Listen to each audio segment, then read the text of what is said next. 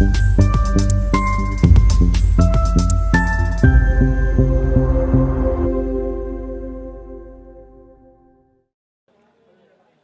చూస్తూ ఉంటుంటారు గడిచిన 7 రోజుల నుంచి కూడా ఎప్పుడైతే ఈ నామినేషన్ ప్రక్రియ మొదలైందో అప్పటి నుంచి మీరు అన్ని నియోజకవర్గాల్లో ఎలా జరుగుతుంది, ఏ విధంగా జరుగుతుంది, ఎంతమంది జనం హాజరవుతున్నారు, ఇవన్నీ గమనిస్తూ ఉంటుంటారు. అవునా కాదా? ఈ గమనించినప్పుడు మీకు క్లియర్గా అర్థమవుతుంది.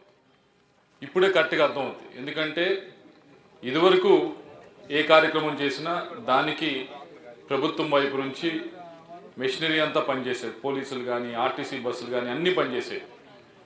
ఇప్పుడు కూడా ఇంకా కొద్దిగా అటువైపే ఎక్కువ ఖర్చు చేయడానికి వారికి అవకాశం ఉంది. వారు ఎక్కువ ఖర్చు చేశారు కూడా.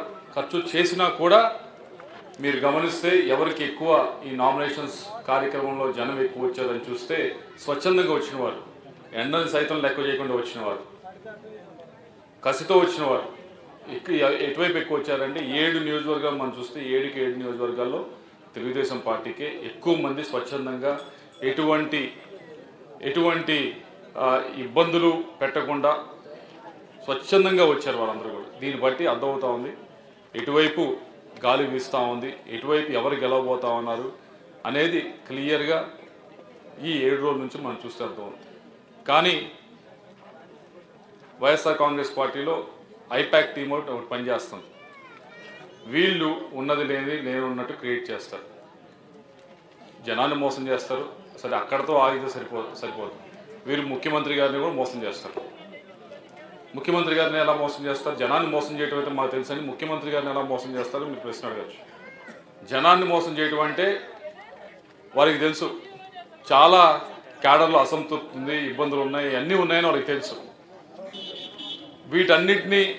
వీటన్నిటి వల్ల చాలామంది పోటీ చేయడానికి కూడా విముఖత చూపిస్తున్నారు వైఎస్ఆర్ కాంగ్రెస్ పార్టీలో అని వారికి తెలుసు.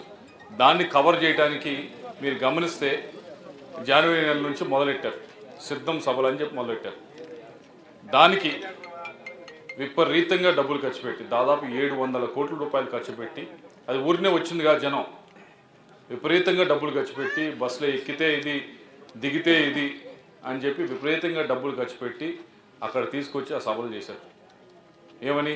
జనం మా వైపు ఉన్నారని చూపించడానికి. సరే దాంట్లో కూడా కొన్ని చోట్ల అర్థమైపోయింది. ఎక్కడైతే ఈ డ్రోన్ కెమెరాలు ఇవన్నీ పెట్టి చూశారు, అవన్నీ కూడా ఏదైతే గ్రాఫిక్స్ పెట్టి చేశారో ఇవన్నీ కూడా చాలా చోట్ల అర్థమైందా?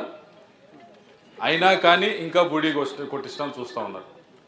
అయినా కూడా ఇంత అర్థమైందా? జనంకి అర్థమవుతా ఉంది, జనాన్ని మోసం చేయలేకపోతున్నాయి. కానీ ముఖ్యమంత్రి గారిని మాత్రం ఎలాగోలా మోసం చేయడానికి ఐపాక్ డబ్బులు తీసుకున్నారు కదా, కాంట్రాక్ట్ తీసుకున్నారు. తీసుకున్న తర్వాత ఏదో ఒకటి చూపించాలి, చాలా అద్భుతంగా జరుగుతుంది, చాలా ఇది అయిపోతుందని ఈ జనాన్ని చూపించి ఏదో విధంగా మభ్య పెడదాన్ని ట్రై చేశారు. ఎమ్మెల్యేల వైపు కూడా మనం జనం లేరు. నామినేషన్ వేస్తే నామినేషన్ విపరీతంగా ఖర్చు పెట్టారు. నామినేషన్ రోజు కూడా వచ్చారా? మన ఎమ్మెల్యే క్యాండిడేట్లు ఎంత వచ్చారు? మాచర్ల, వినుకొండ, గురజాల ఏ ఎమ్మెల్యే క్యాండిడేట్ చూసినా కానీ మన వాళ్ళకి ఎంత వచ్చారు? స్వచ్ఛందంగా వచ్చారు, ఖర్చు పెట్టకుండా, అతి తక్కువ ఖర్చుతో వచ్చారు. ఖర్చు పెట్టకుండా అనకూడదు కానీ అతి తక్కువ ఖర్చుతో వచ్చారు, అతి తక్కువ ప్రలోభాలతో వచ్చారు. కానీ వాళ్ళు అన్ని ప్రలోభాలు పెట్టినా అవలా, అంతే కదా. కష్టపడాలనే ఉంటుందా మన మైండ్ సెట్, అది మన అలా పెరిగిన మైండ్ సెట్ అది. దాన్ని వీళ్ళు వక్రీకరించి నిన్నటి నుంచి దరిద్రమైన న్యూస్ అంతా కూడా క్రియేట్ చేస్తూ ఉన్నారు. దయచేసి ఐపాక్ వారికి చెప్పేది ఒకటే, జనం మిమ్మల్ని వదిలేశారు. జనాన్ని మీరు ఎంత మభ్య పెట్టాలన్నా, ఎన్ని డ్రామాలు, ఎన్ని వీడియోలు తీసి ఎన్ని విధాలుగా మభ్య పెట్టాలన్నా జనానికి పూర్తిగా అర్థమైపోయింది.